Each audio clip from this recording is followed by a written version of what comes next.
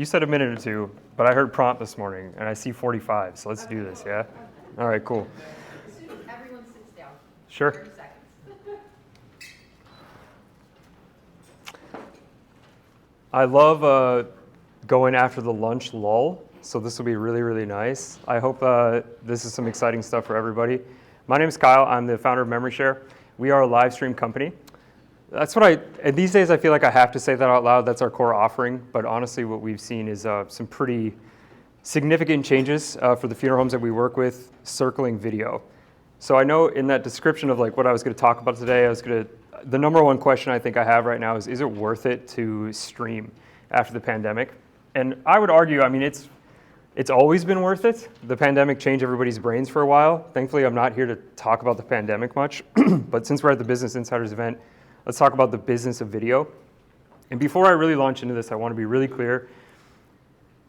The default value is value for the families.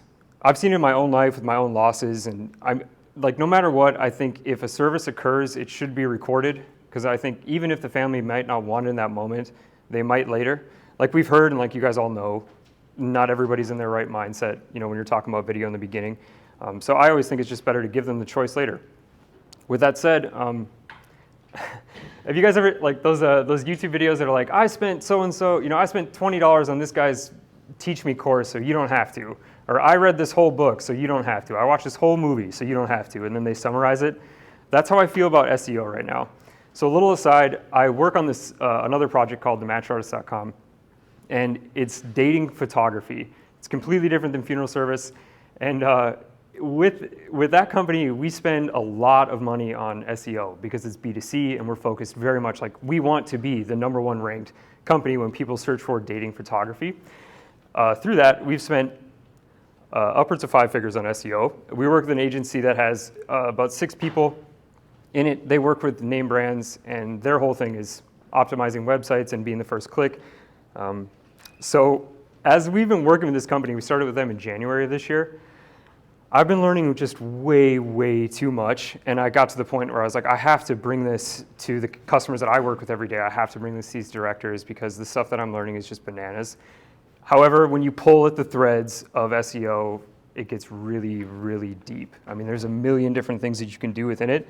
So I'm just going to distill it down and make it apply to funeral homes today, and then talk about how live streaming fits in with it. Oh, I also have to say, my co-founder Shane, I got to give him a quick shout out. He made all these slides. I find them to be kind of ridiculous, but we're having a little bit of fun with this one. So you're going to see some GIFs and stuff that show up in this. But yeah, all right. So SEO, for those of you who don't know, I'm just going to start at the base level here. It stands for search engine optimization. Why it's important. The whole reason why we focus on SEO is because we want ourselves to be at the first. Like we want to be the first click. The reason this is important is because most people, when they search for a funeral home, obviously there's different kinds of traffic. There's a lot of people that search for obits. There's people who search for funeral homes near me, etc. But the goal is to be the first click, because oftentimes when you're that first click, they're going to your site, they're calling your number. And as you guys know, your percentage chance that you're going to work with that family skyrockets if you are the first call and you answer that and get their needs met. But if you don't, they're just going to go down the list. They're going to call somebody else instead. But how does this work? Like how does SEO actually work within the funeral industry or the funeral profession specifically? The idea for it and why it's important is we just want to outrank our competitors. And then the obit is a major piece. And that's actually going to be the second part of what I talk about today. But how does Google know? It's hard to think back, but at one point in time, Google was a really small company. And when they were building their search engine, they were trying to figure out how do we give the best search results to our customers? How do we find the most relevant information? Like Google has no idea that, like Marshall, Minnesota, for instance, has only 2 funeral homes, but Google would have no way of knowing that. So they have their own algorithms, and Google is built by a bunch of science and math nerds. And like this next slide is what I laugh. We're going to see Shane's flavor in this in a second. But Google had to go through a ton of different parameters of when somebody types this into our search engine, we have to figure out how we spit them out the best result. And then this is how we grow to be the biggest search engine. And this is where Google got to today. But one thing I have to be pretty clear about, and actually I'm going to say that a lot throughout this presentation, when you see SEO agencies these days, And even the one we work with, the match artists, they've never said this to us specifically, but a lot of SEO agencies will be like, yeah, we're going to do this, this, and this, and we're going to get you to be the first result. And I have to say, like, that's actually a complete lie. There's no actual way to, like, there's no way for you to specifically do this formula to get you to be number one on Google every time. And I don't know if you guys have seen Wolf of Wall Street, but Matthew McConaughey just steals the scene when he's like, it's a fugazi, it's a fugazi. That's how we feel about SEO. Like, even without, like, we've been monitoring our own customers' SEO now for a while, and like how they rank with other people or against our competitors. And there's days when our guys will be number one, and then there's a day when they're dropped down to 4, dropped down to 7, and we have no idea. The agency that we pay thousands of dollars to has no idea. That is what is happening inside of this algorithm. So we don't really know, but we do know that there are a couple of very specific things that we can do to consistently rank higher or rank number one. And this is where I'm going to break this down. So I've only picked a few threads, and these are by far the most important. So we're going to distill this down to these 3 pillars. Popular. Is your site popular? Is it interesting? And is it legitimate? All right, start at popularity. Basically, it's literally just a popularity contest. What this means in the context of SEO is it's more so a link contest. Okay, and what I mean by this, I'm going to use some pop culture references. So when you look at this article by BuzzFeed, this is an article about Barbie, and you can see there's a million links in this article. You know, I got my laser. Link over here, link over here, link over here, link over here. All these are links. These little comments will drop it down to a link. So this is how this is. Google is mapping all of this out to, it's creating a bridge to Barbie.com. So these links specifically, you know, are to Barbie.com. So these links on BuzzFeed are linking back over to Barbie.com. So Google maps all this out all the time, 24/7, constantly. This is what the algorithm is churning out and trying to figure out. Google is crawling its entire database to find all the websites that are mentioning Barbie.com. Okay, so this is the popularity contest. This is where the links fit in. But one thing that's really important to know about this is that not all links are created equal. A link from like BuzzFeed or the New York Times or Airbnb, these massive links right here, these are way more, they carry so much more weight than like TexasToyMuseum.com or Iowa Diecast Toys, like these sites that none of us have heard of. With that said, there's still thousands of other websites that are linking back to Barbie.com. But if you get a link on New York Times, if the New York Times mentions you, I mean, that's staggering. I mean, that's more than like anything that an agency could ever do for you. All right, the second piece is the interesting piece, and this is pretty simple. It's just how long is somebody spending on your site? That's it. We're going to move on from that. The idea is like if a visitor comes to your site, you want them to stay there. If Google recognizes that, they call it as time on page. You want great time on page. If somebody clicks on something on your website and leaves your website, that's a bounce. This hurts your page. Legitimacy, obviously just like, are you real? Is this a fly-by-night operation or not? And then the performance part, you know, how fast does your page load? Do you have photos in your Google business listing? You know, what are your hours of operation? How old is your website? A couple of things that will hurt your business, your .com, I should say, on this part is bad reviews. If you do have a brand new website, that can hurt you. And I'm not saying switching providers. I'm not saying going from like, you know, Tukios to CFS or vice versa or whatever. I'm saying if you went from my name is, you know, it's Kyle's Funeral Home to now it's Brad's Funeral Home, that will hurt. I mean, that's like you're pretty much starting from zero. The only thing I would say is bad reviews is just answer them. Show the public that you are engaged. Do not let any bad review go unanswered. Even if it is a fake one from your competitor down the road and you know it is, call it out. That's fine. That's totally fine. These days, people really appreciate the transparency. And the slow and not mobile friendly, we don't really have to worry about that one in this space because the companies that we work with, the website companies we work with, they've got that all sorted out. All right, again, popularity contest. As you can see, 85% of your website's SEO, the only parts that really matter is the popularity and the interesting. You see a lot of SEO agencies focus on this one because that's the only one that they can really control. You can come in and be like, oh yeah, take a picture of your building and put it in your Google listing. Great, congratulations, that was awesome. You did not need to pay anybody $1,000 for that. You could just go do that and it still barely moves the needle. The real sauce within the SEO is how much time people are spending on your page, and Google is tracking how popular are you. How does this apply to us? Well, it's really only just the two things. We want more links than our competitor, and we want them to spend more time on our website than our competitor. That's it. If there's any two things about SEO that we could take away from this, is we just want these two things. And I'm going to give some context on other businesses and how they would do SEO. So like funeral homes have a very, very unique advantage, and I'll explain why in a second. I live in Dallas, Texas right now. And if you go to like DallasWindowWasher.com, unfortunately for these guys, this business is super, super boring. Nobody cares. Like no one cares about DallasWindowWasher.com until they need windows washed. If these guys were to work with an SEO agency and they wanted to do their best to be the #1 ranked window washer in Dallas, the SEO agency would tell them to just create content. They would tell them, or they would go spin up other fake web pages to link back to DallasWindowWasher.com.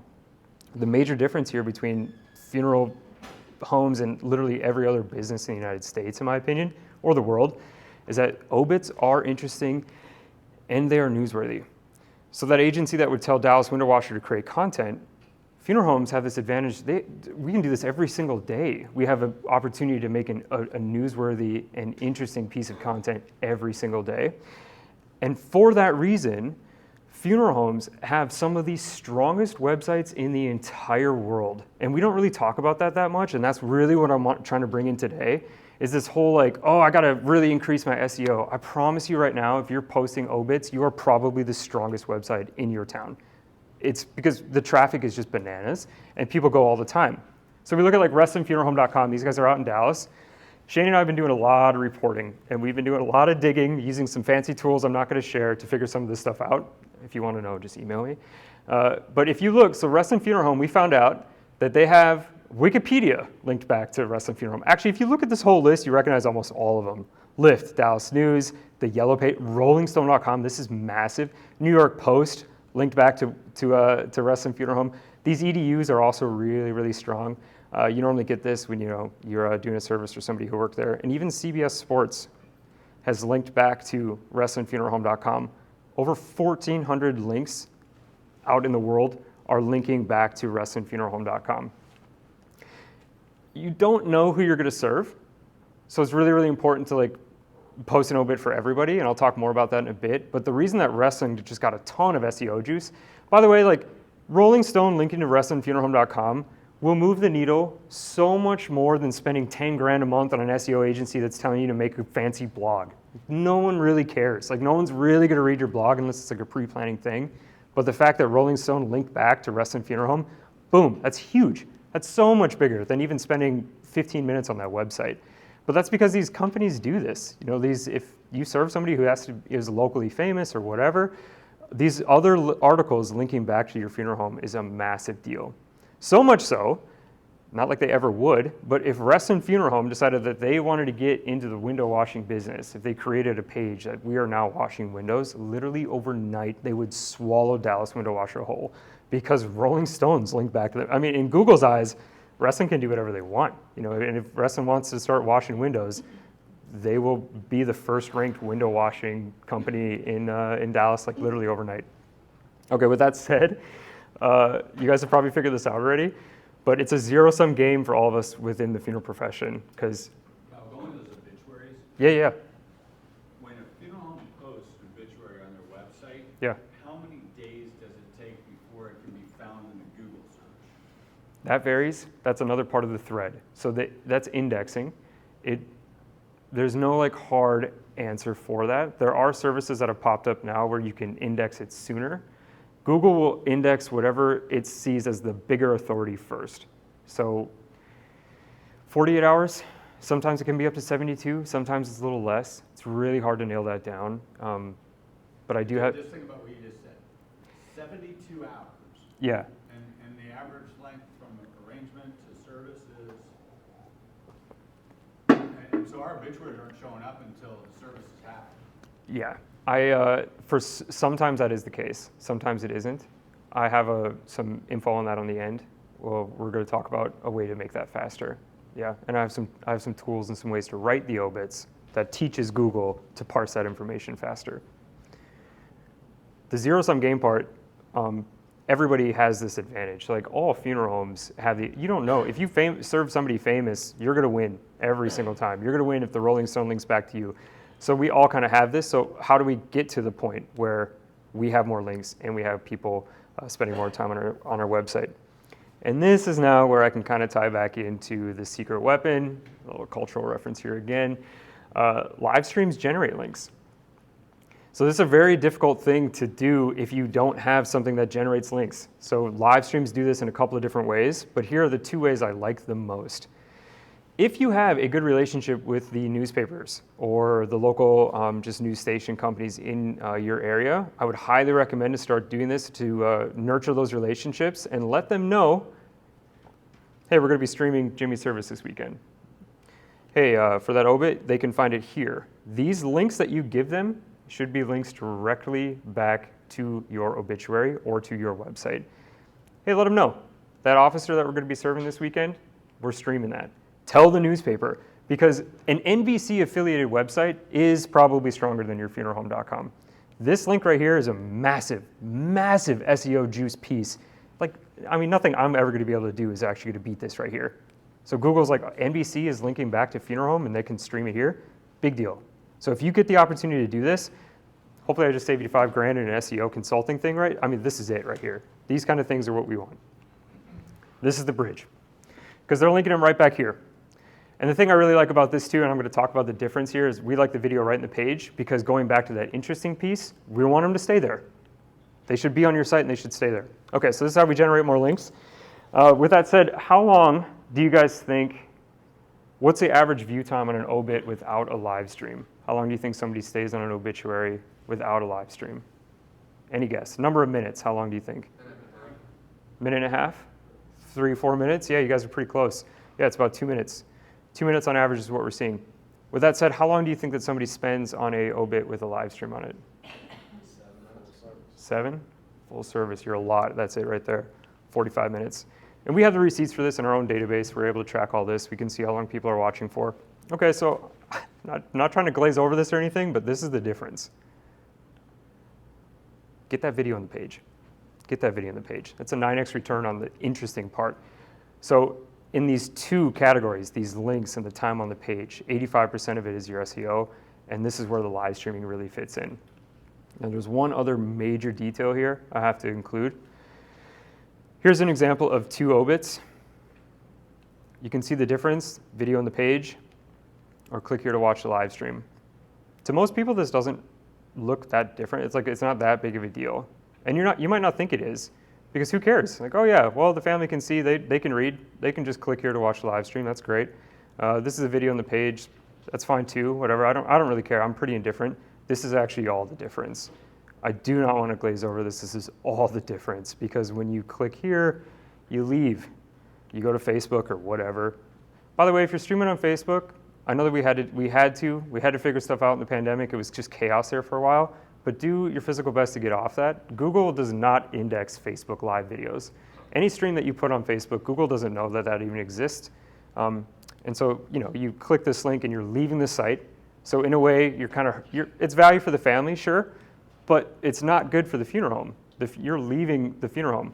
And in my mind, you spend a lot of time and energy and effort making sure that a stream can happen. I mean, these are like just some of the things that we've encountered in the last 10 years of working with funeral homes.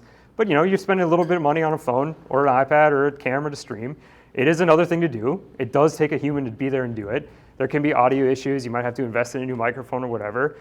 You spend all this time and money doing it, and then to go stream on Facebook, to me, it's like you might as well you're just wasting the whole, I don't know, it might be a little bit dramatic about this, but to me, it's like, why did we do that? Let's have them come to your website. This is the nebulous of your business online.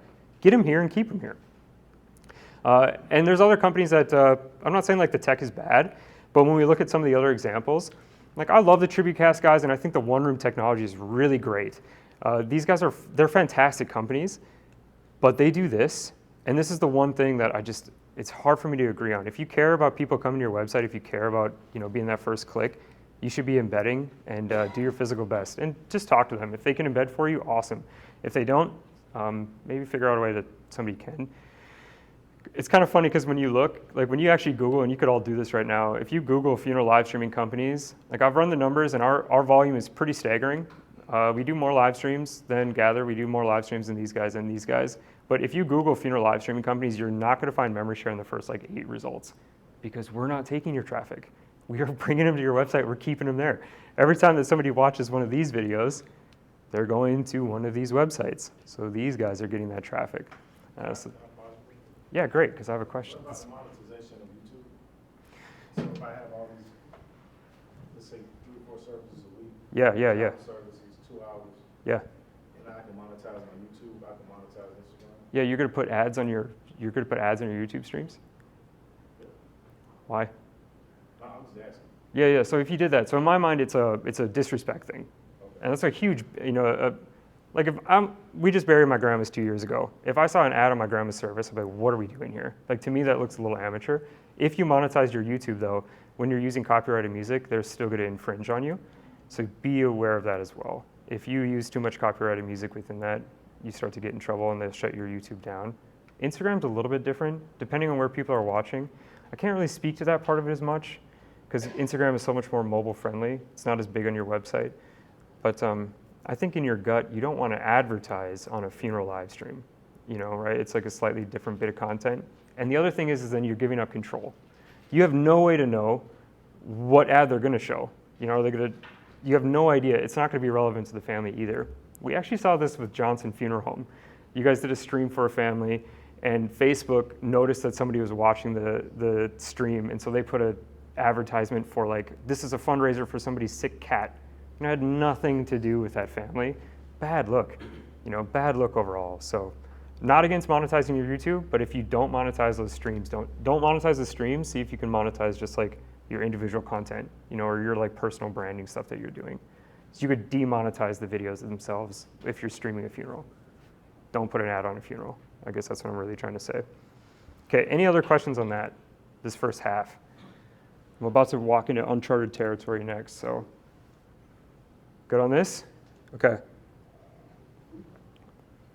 All right, so in the last few months, I've learned this stuff, these things I'm about to share right now. As you guys know, there's a big difference between people searching for a funeral home and then searching for an obit. So let's talk about that part of it, because that's actually would search a lot more. We found that about 50 times the amount of people, like it's way more common to search for first name, last name, obituary than it is to search for funeral home near me. So with that said, like companies outside of our profession notice this. Now, these are 2 articles from Wired.com. I think this one is kind of funny, the one on the right, the bizarre cottage industry of YouTube obituary pirates. It's a bizarre thing. But other companies outside of the profession that we are in right now are noticing that this traffic for these sites is a really big deal. And so that's why we have companies like Tribute Archive and Legacy. But why do these companies even exist? If North Dallas Funeral Home is also, these guys are the source of truth here. These guys are the ones that actually did the service, and these guys are the ones that maybe posted that obit first. Why do these other ones exist at all?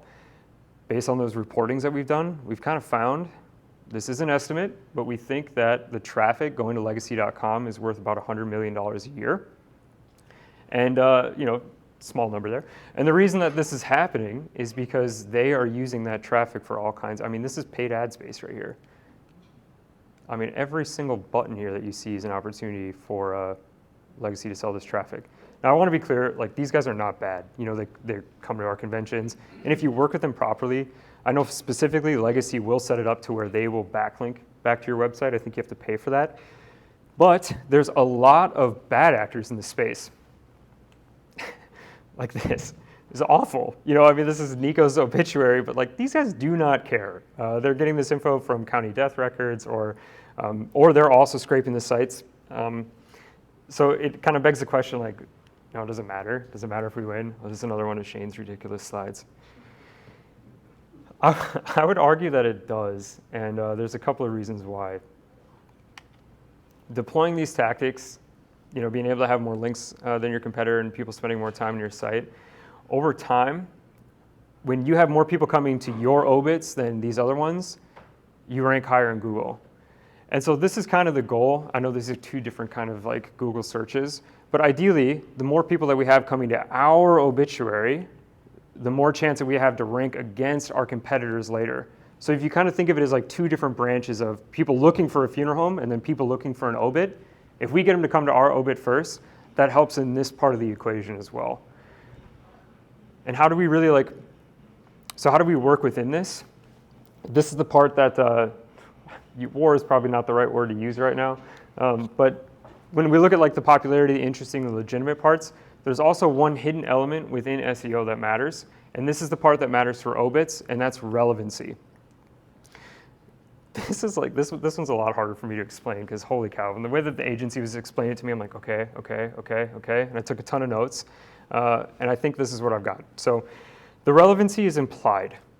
So, for instance, when people are searching for like Dallas window washer, they're not going to find Wrestling Funeral Home. When people are searching for Wrestling Funeral Home, they're not going to find Dallas window washer. So there's relevance here. Now, with that said, there's a really big difference between how did John Smith die and John Smith's obituary. Did John Smith commit suicide? You know, like when people are searching for these things, Google is spitting out these results. There's a relevancy for each one of these. There's a relevancy piece. And the way that this works is the way that those like bad actors, those trashy websites are winning is they answer those really like, they answer these questions that aren't cool. I mean, there's no way that we would ever we would never answer, did John Smith commit suicide in an obituary? We're not answering, is he still alive? We're not answering, how did he die? But these companies, these trash actors, they will. You can see there's a Nike ad right above this pseudo obit that they just wrote programmatically. But you can see that for this trashy website, they're just putting first name, last name, obit, cause of death. I mean, this is a scam to the system. So with that said, I think sometimes it's okay to be transparent with the family. I mean, they might come across one of these if they're searching for themselves or their own loved one. This is never going to go away. There's really no way to beat this. Who is that? Yeah, okay, so. Going back to that obituary you just have with the Nike ad on it? Yeah. Who is that? It's these kinds of people. It's just, it's a Indian company, a company over in India who's running ads for somebody else. So how do they know that Nico died? Yeah, so they're scraping from like county death records. They might be pulling from your websites. They're pulling that information from wherever they can. They're running page crawlers all over everything. Most of them, we're not totally sure, but my guess is most of them are pulling from county death records or state death records. If the information exists online and they could write something about it, they can programmatically write a fake obit, or obit about that person, stating just basic facts that they've found. And I don't want to say this, but any recourse whatsoever? No. Because I've had some do it, and it was so bad, and they call me, I'm like, you're not on my website. I know. Sometimes I worry. On my website. Sometimes I really worry about this with AI as well. If that county coroner's office, if a record is online somewhere, they can pull it. And you don't really need much to write an obit. You need a first name and a last name. And really that's it. But I mean, if they know that that person has passed, they'll start building out these things. And yeah, you can't beat it. We're not ever going to be able to beat these kinds of things, like overseas actors or even people within the space, like newdesk.com. This is ridiculous. Obitwatcher.com. I mean, these .coms are just really, really weird to me. But they know. I mean, the traffic to obits is so staggering that they're all making ad money on this information. With that said, I've got some tips on that, Jimmy. So going back to these 3 categories, we got this relevancy piece. These guys capitalizing on these bizarre searches. The thing that's kind of strange is like not many people look for Kyle Fogarty obituary, but if they find out that I've passed, they're gonna look for how did Kyle Fogarty die. And so that's where these companies kind of do this and capitalize on this kind of traffic. But that doesn't mean that it's not worth taking on this and giving the best information to Google that we can. Okay, so this is the part where it gets a little bit more techie. Since we're not answering, did John Smith commit suicide? We're not answering, how did Kyle die? We can give very specific details that helps Google parse this, and this actually ties back to what you were asking earlier. Okay, so this is what I kind of just recently have found out and really been digging deep on. So Google calculates relevance. Like I was explaining earlier how Google calculates popularity and whether you're interesting or not. It also calculates, it's also doing this math to figure out, well, what do they really want to see? When they're searching El Montes obit, obituary, what am I going to show them as a search engine that's going to give them the best result or best experience? It really breaks down into three things. The search query itself, so what do they physically type, the title of the page itself, and then the meta description.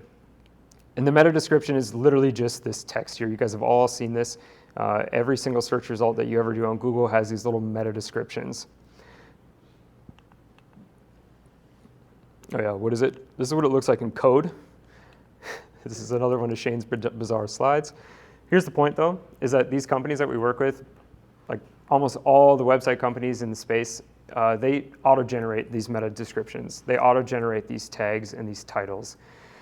The way that they do this is they're often just pulling the first 140 characters or the first couple of sentences out of your obit and then auto-generating the description. What I'm trying to say here is that we all, for all of us who are posting obits, we actually have control over what shows up in this meta description. The reason why this is important is because when you look, okay, so we search for Ella Montez obituary, but I know that Ella was in Dallas. Like I'm looking for her specifically, I know her. When I read these meta descriptions, I can see like, oh, it wasn't her, you know, like she had nothing to do with the Moncton Hospital or she didn't die on this day. Like I know these things. So being the first result here does not win for Tribute Archive because they lost it on the meta description because I know as somebody who's actually looking, this isn't who I'm looking for. But when I look down here, oh, this is who I'm looking for. Yeah, she was in Fresno. Okay, cool. So I'm gonna click there. The reason that North Dallas lost this is because since Legacy scraped that obit from North Dallas specifically, you can see that these meta descriptions are identical.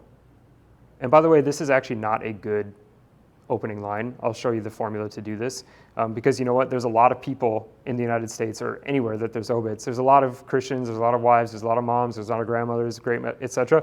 So for Google, it's tough to like parse out what is the relevant information here.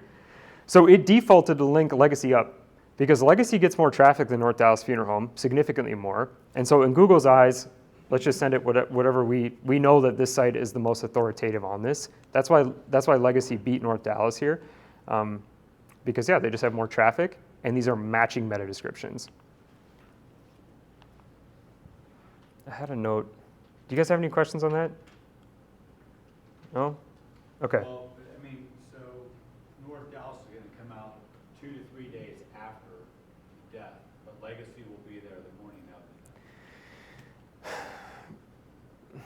I might have to get back to you on that and actually talk with the agency a little bit more about the indexing itself. We had a pretty long conversation with Jamie about that, and Shane did some research on it to figure out exactly who and how does Google choose what to index sooner. I don't have a hard answer on that right now, but through going through the process, he's actually found other agencies that specialize in indexing quickly. It's another thread that you can pull. I will get back to you on that though. All right, so a couple of ways, 5 ways specifically, that you guys can improve the SEO on your own obituaries. Always post one. I work with a funeral home in New Jersey, and they charge for posting an obit online. And I've had a lot of conversations with them about like, stop doing this, just post it. You know, you're wasting an opportunity to expand your digital footprint, increase your SEO, all this stuff. Is that really worth $50? You know, like, just post them. This is my always post an obit. Even if the family, you know, didn't write one for you or whatever, it's okay to just put some service description in there and let people know that this person is in your care.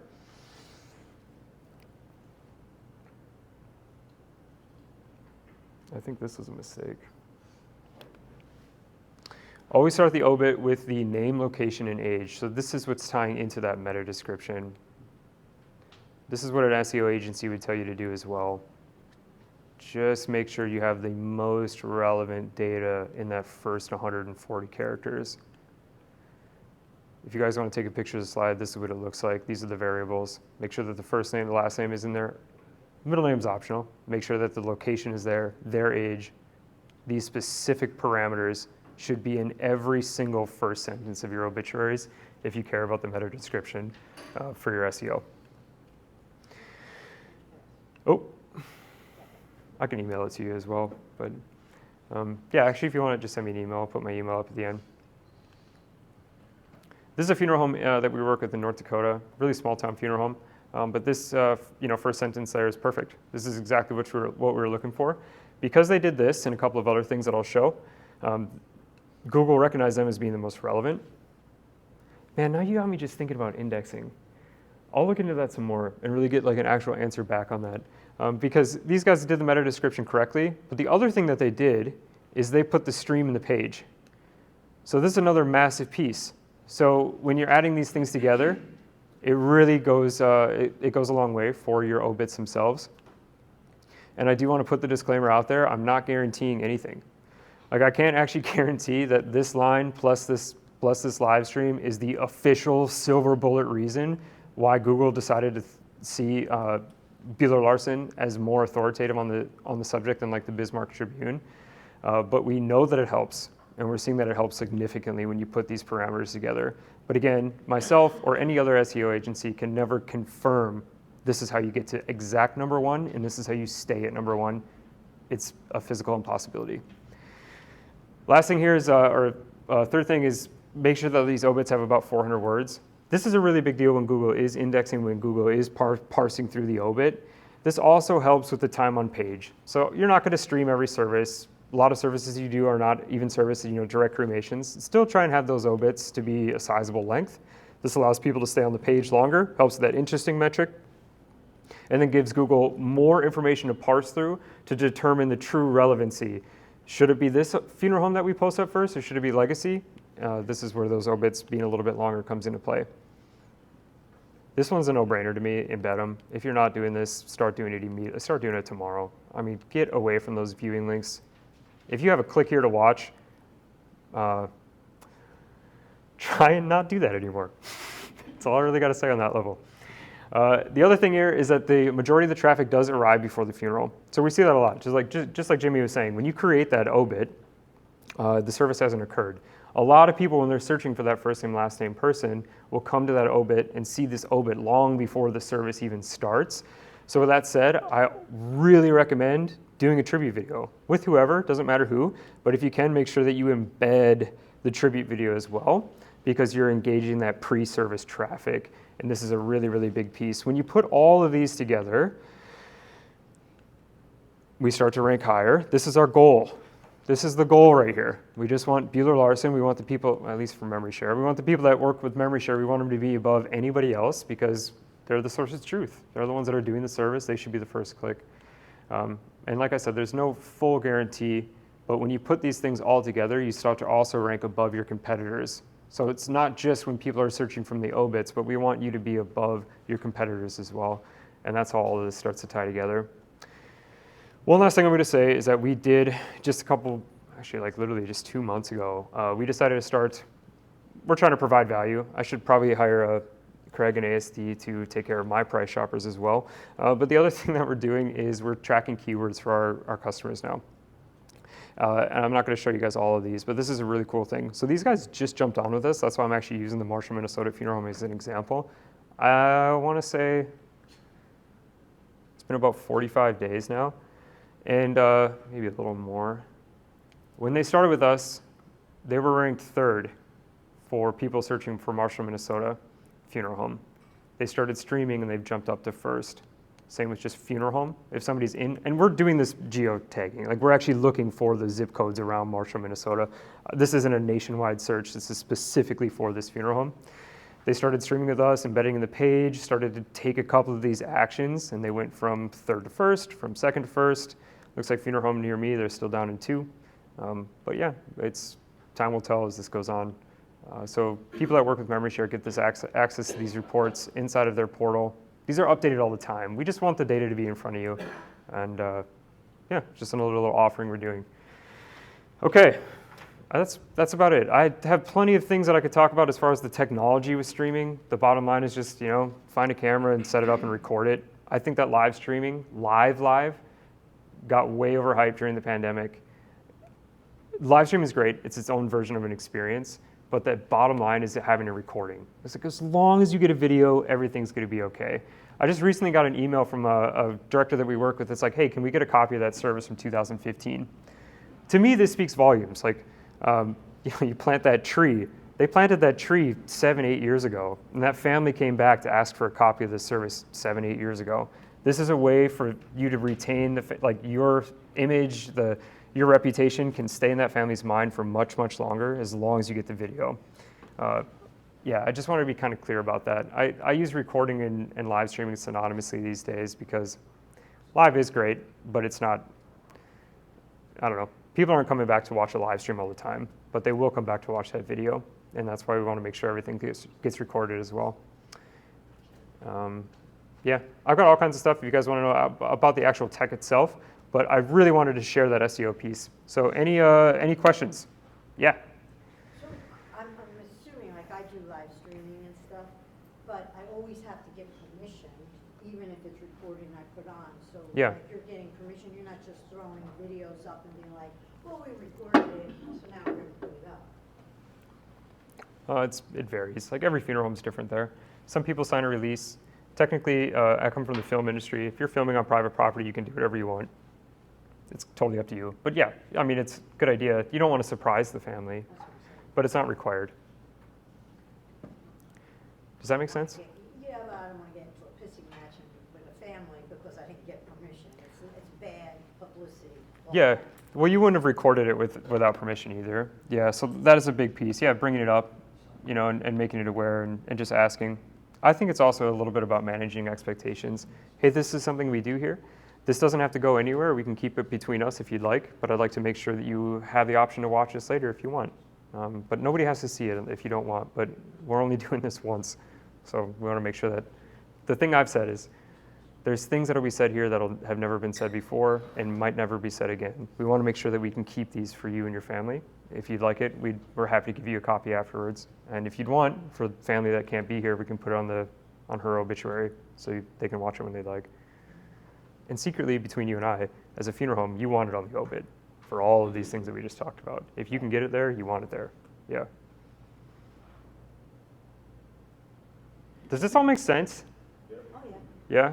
Are we tracking? Is this valuable? Do you find, like, is this interesting? Should I keep going down this path, or am I missing the boat here? Yeah? Okay. Okay. Sometimes I wonder, because, you know, I know that there's a million things to do as business owners, and it's like, why do I care about my digital footprint? But more and more people these days are, you know, shopping around. I mean, a lot of these clicks online, the goal here is we want this traffic coming to our people first, because we want to give them a better shot at success. So. How are you encouraging entities to manage the streaming, considering that at any given point in time you might have 50 different families trying to view their live stream Yeah. through your service, and you also have active services literally underway, present.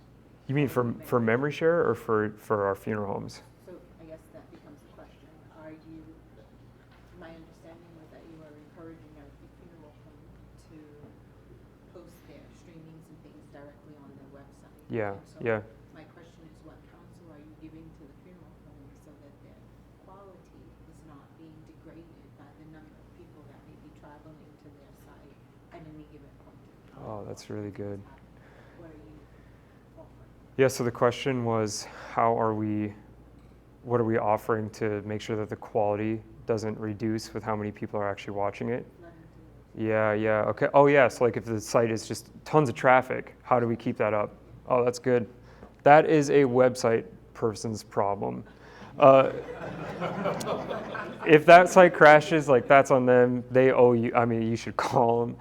I've never seen, so when they come to watch on the embed code, that embed code does not like, it doesn't take up storage space on the site. So the website is parsing that through as just code. And that's why we really like the embed code. We have never run into that issue where we've had too many people watching where it would crash. You probably have to, you know, upwards of millions and millions of people. But one thing that you did ask there is the quality. I want to be really clear about something. A lot of people will call me, hey, yeah, we're just having issues. Our streams, the quality just isn't that good. And I'm like, well, what are you recording with? Well, it's an iPhone 6. I'm like, right on. Yeah, that's why it's not good. You know, that has nothing to do with your streaming provider. Very rarely does the streaming provider actually dictate the physical quality of the video. So that's something else I want to be clear about. The quality of the video is going to determine is determined on the quality of the gear that you're using. You, of course, need stable internet. That is a thing that happens. I should say that. Yeah, you run into scenarios like a lot of our directors will go stream at churches. And they roll in, and the church gives them the guest Wi-Fi, and they're on the guest Wi-Fi. And then as soon as that building starts to fill up, everybody's phone's on the guest Wi-Fi. It's like there's no way that you're going to be streaming a service in that scenario. Manage the expectation with the family. Use cellular if you can. If you're in a brick church, even if they have the best internet in the world, they don't because they're in brick. I mean, there's still like, the Wi-Fi signal kind of runs like water. It's not going to run through brick very well. It's not going to run through steel very well. It certainly isn't going to work in the middle of we started the company in North Dakota. We have a lot of churches in the middle of nowhere. Don't stream. Don't say you're going to go live. We're going to record it and we're going to upload it later. Yeah, that's where the quality pieces fit in. Did that answer your question? Yeah. All right, cool. Anything else? Anyone else? Crickets? I think we're good. Sophia? Thank you, Todd.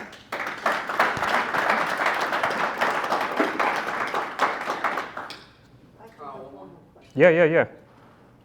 Oh, my other question is, if you're putting the recording up, are you encouraging editing? Oh, that's good. Yeah. Bandwidth on your end. So that definitely takes somebody's going to have to do that. I can speak to memory share. We recommend starting the stream 10 to 20 minutes soon, earlier than the service. If you're going to start it at 1, start that thing at like 12:50, 12:45. The people coming and knowing that your service is starting at 1, they get a chance to watch that. As far as editing goes, you can trim off that first couple of minutes, tighten it up to be the start and finish or wherever you want it to be. I will say that I saw somebody punch a body in 2015 in Wisconsin. So we got a call. It was not live, so we were good on that. But we got a call. It's like, hey, can you edit that little bit out there from like 33 minutes, 35 minutes? So like, yeah, for sure. If whatever you're going to put out there is a reflection on you. It is the reflection of your product. It's one of the best advertisements you could probably ever do. But yeah, editing is good. It's not always necessary though. Depends on how you record it. Yeah. Any other questions related to video? Yeah? So, not on the SEO, but on the memory share and the live streams. Yeah. Have you ever had an experience where, like you said, premature, you saw that, but I know a firm that had a live stream up, and after dismissal of the congregation, a part-timer came in and said, "I'm glad that crazy family's gone." Oh, dude. They got screenshotted. Oh, dude. Hit Facebook. Their web recording provider couldn't edit it fast enough. So Don't be dumb. go live with this if you create that content. Yeah. Yeah. You do have some risks. Yes, you do. Is there any thing that you guys have put in place to be able to try and limit those risks? This is gonna be rude, but like, no. I mean, you can't fix stupid. That was stupid. That was stupid. The camera's running, and you stood in front of the camera. You said, or you were even nearby. Yeah, don't be dumb. Like, if the camera's running, just I even say. yeah, that's big. But But for memory share, do you have like a quick stop? oh, I mean, I'm asking you to do a commercial for your business. yeah, for sure. So, okay, I'll say it this way. The way that memory share does support, because support is a huge deal, especially when it's live. We're watching the streams. I do have a team of people that are physically watching them. Yeah. We make sure that they start well, and then we check in roughly every half hour or so. I would say though, I'm not the bandwidth to be able to sit there and watch, a 60-minute service 2,000 times a day is almost impossible. But we just make sure that they start well and we monitor them throughout. Now, if something does happen middle of the service, that's on the director to go cut that. We can take them down very quickly. Yeah, we can hide them immediately. Yeah, almost instant. The way that we're texting, like we text out to our directors first. If I see like, hey, I saw you guys are gonna go live at 1, it's 1:05, like where are you? Why isn't there any video here? Is everything okay? We're sending texts out first. So yeah, if we catch something, like, hey, they just dropped that F-bomb, we're gonna take it down, finish that recording, we're gonna edit it later. Yeah, there's all kinds of little things in there. Seen a lot, but yeah, that's a good question. Yeah, we can. You could pay extra, and we do fix stupid. Yeah, it's an extra $1,000 a month, and we will make sure that your staff does not make stupid mistakes. That's good. Yeah. Anything else, you guys? Good? Cool. All right. Thank you guys so much.